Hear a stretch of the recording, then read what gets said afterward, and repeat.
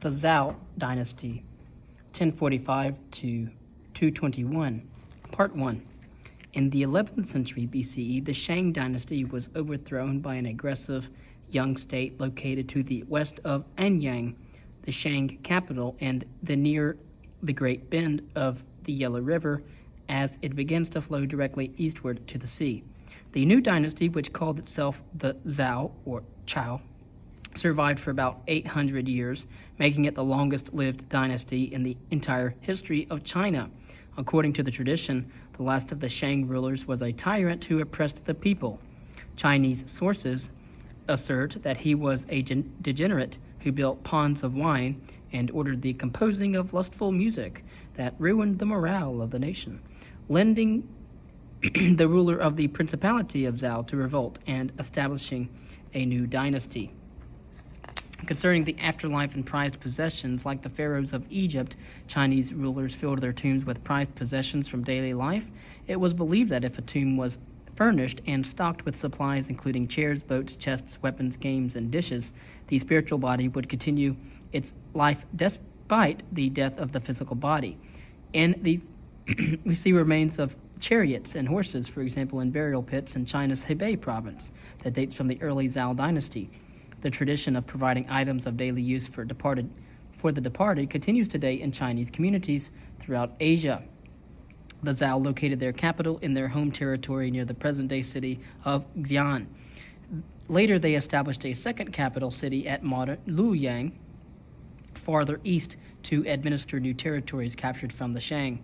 This established a pattern of eastern and western capitals that would endure off and on in China for nearly 2,000 years. 2 millennia. Political structures. The Zhou dynasty from 1045 to 221 adopted the political system of its predecessors, with some changes. The Shang practice of dividing the kingdom into a number of smaller territories governed by officials appointed by the king was continued under the Zhou. At the apex of the government hierarchy, it was the Zhou king, who was served by a bureaucracy of growing size and complexity. It now included several ministries responsible for rights, education, law, and public works. Beyond the capital, the Zhou kingdom was divided into a number of principalities governed by members of the hereditary aristocracy who were appointed by the king and who were at least theoretically subordinated to his authority. Enter the mandate of heaven. But the Zhou kings also introduced some innovations. According to the Rites of Zhou, one of the oldest surviving documents on statecraft, the Zhou dynasty ruled China because it possessed the mandate of heaven. According to this concept, heaven, now viewed as an impersonal law of nature rather than as an anthropomorphic deity, maintained order in the universe through the Zhou king, who thus ruled as a representative of heaven but not as a divine being. The king, who was selected to rule because of his talent and virtue, was then responsible for governing the people with compassion and efficiency. It was his duty to appease the gods in order to protect the people from natural calamities or bad harvests. But if the king failed to rule effectively, he could theoretically at least be overthrown and replaced by a new ruler. As noted, this idea was used to justify the Zhou conquest of the Shang. Eventually, the concept of the heavenly mandate would become a cardinal principle of Chinese statecraft.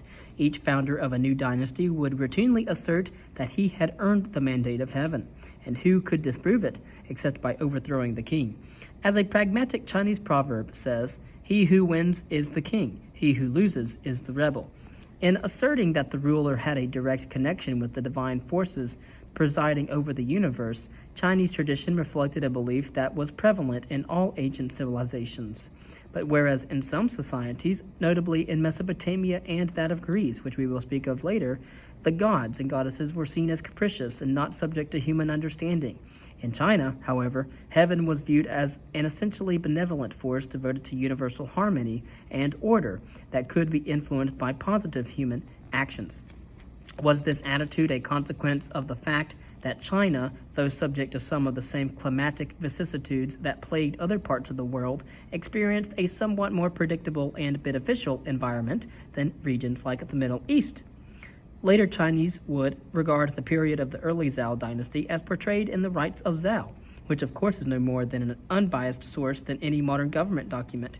As a golden age, then there was harmony in the world and all was right under heaven. Whether the system functioned in such an ideal manner, of course, is open to question and debate. In any case, the Golden Age did not last, whether because it never existed in practice or simply because of the increasing complexity of Chinese civilization. Perhaps, too, its disappearance was a consequence of the intellectual and moral weakness of the rulers of the Zhou royal house. By the 6th century BCE, the Zhou dynasty began to decline as the power of the central government disintegrated. Bitter internal rivalries arose among the various principalities, where the governing officials had succeeded in making their positions hereditary at the expense of the king. As the power of these officials grew, they began to regulate the local economy and seek reliable sources of revenue for their expanding armies, such as a uniform tax system and government monopolies on key commodities such as salt and iron. A century later, the Zhou rulers had lost all pretense of authority, and China was divided into a cauldron of squabbling states, an era known to Chinese historians as the period of the Warring States. The first Chinese empire, the Qin dynasty, will be mentioned later. Concerning economy and society, during the Zhou dynasty, the essential characteristics of Chinese economic and social institutions began to take shape. The Zhou continued the pattern of land ownership that had existed under the Shang dynasty. The peasants worked on lands owned by their lord, but also had land that they themselves cultivated for their own use. The practice was called the well-field system because the Chinese character for well calls to mind the division of land into 9 separate segments. Each peasant family tilled an outer plot for his own use and joined with other families to work the inner one for the hereditary lord. How widely this system was used is unclear, but it represented an ideal described by Confucian scholars of a latter day. As the following passage from the Book of Songs indicates, the life of the average farmer was a difficult one. Trade and manufacturing were carried out by merchants and artisans who lived in walled towns under the direct control of the local lord. Merchants did not operate independently, but were considered the property of the local lord, and on occasion would even be brought and sold like chattels. A class of slaves performed a variety of menial tasks and perhaps worked on local irrigation projects. Most of the slaves were probably prisoners of war captured during conflicts with the neighboring principalities. Scholars do not know how extensive slavery was in ancient times, but slaves probably did not constitute a large portion of the total population. The period of the latter Zhou period of Chinese ancient history, from the 6th to the 3rd century BCE, was an era of significant economic growth and technological innovation, especially in agriculture. During that time, large-scale water control projects were undertaken in order to regulate the flow of rivers and distribute water evenly to the fields, as well as to construct canals to facilitate the transport of goods from one region to another. Perhaps the most impressive technological advance and achievement of the period was the construction of a massive water control project on the Min River, a tributary of the Yangtze. This system of canals and spillways, put into operation by the state of Qin a few years prior to the end of the Zhou dynasty, diverted excess water from the river into the local irrigation network and watered an area populated by as many as 5 million people. The system is still in use today, more than 2,000 years later. Food production was also stimulated by a number of advances in farm technology. By the mid-6th century BCE, the introduction of iron had led to the development of the iron plowshares, which permitted deep plowing for the first time. Other innovations dating from the latter Zhou were the use of natural fertilizer, the collar harness, and the technique of leaving land to preserve or replenish nutrients in the soil. By the late Zhou dynasty, the cultivation of wet rice had become one of the prime sources of food in China. Although rice was difficult and time-consuming to produce, it replaced other grain crops in areas with a warm climate because of its good taste, relative ease of preparation, and high nutritional value. The advances in agriculture, which enabled the population of China to rise as high as 20 million people during the late Zhou era, were also undoubtedly a major factor in the growth of commerce and manufacturing.